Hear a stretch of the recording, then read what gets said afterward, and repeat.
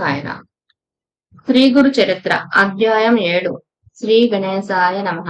శ్రీ సరస్వత్యై నమః. శ్రీ గురుభ్యో నమః. నామధారకుడు సిద్ధయోగికి నమస్కరించి, స్వామి, ఈ గోకర్ణ నక్షత్ర మహిమ ఇంకొంచెం విపులంగా వివరించండి. మన దేశంలో ఎన్నో పుణ్యతీర్థాలు ఉండగా శ్రీపాద స్వామి ఈ క్షేత్రాన్ని ఎందుకు ఆశ్రయించారో చెప్పండి అని వేడుకున్నాడు. ఇప్పుడు సిద్ధయోగి ఇలా చెప్పారు.